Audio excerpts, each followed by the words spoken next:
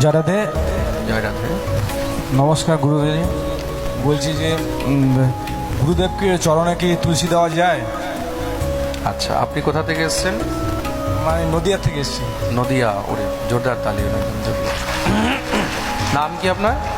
আমার গুরুদেবের নাম হচ্ছে মুরারি মোহন দীনবন্ধু দাস। আপনার নাম কি? আমার নাম দীনবন্ধু দাস। দীনবন্ধু দাস। উনি জিজ্ঞাসা করেছেন গুরুদেবের চরণে কি তুলসী দেওয়া যায়। গুরুদেবের চরণে তুলসী দিতে নেই। খুব মন দিয়ে শুনবে। তুলসী একমাত্র গোবিন্দেরই চরণে দেওয়া যায়। গুরুদেবের মস্তকে দেওয়া যায় এবং গুরুদেবের বক্ষস্থলে বুকেও দেওয়া যায়।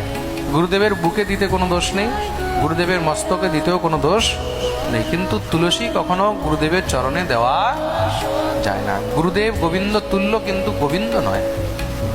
খুব মন দিয়ে শুনবে। গুরুদেব গোবিন্দ তুল্য, কিন্তু গোবিন্দ নয়। তুলসী মহারানীকে বলে কৃষ্ণ পত্নী। তুলসীকে কৃষ্ণ পত্নী। তা কৃষ্ণ পত্নী গুরুপত্নী তো হতে পারে না। হতে পারে কি? আমার গুরুদেবের জন্য কৃষ্ণ পত্নী হলেন মাতৃস্বরূপা। আমার গুরুদেবের জন্য কৃষ্ণ পত্নী হলেন মাতৃস্বরূপা। খুব মন দিয়ে শুনবে।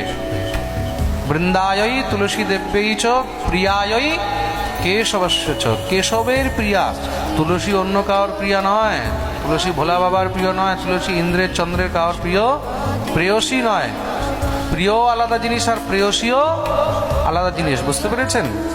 প্রিয় অনেকে হতে পারে, কিন্তু প্রেয়সী অনেকে হতে পারে না। তা তুলসী হলেন কৃষ্ণের প্রেয়সী। তা কৃষ্ণ প্রেয়সী শুধু কৃষ্ণকেই অর্পণ করা যায়, মানে নারায়ণকেই অর্পণ করা যায়, অন্য কাউকে অর্পণ করা যায় না। চরণে দেওয়া যাবে না, মস্তকে দিতে পারো।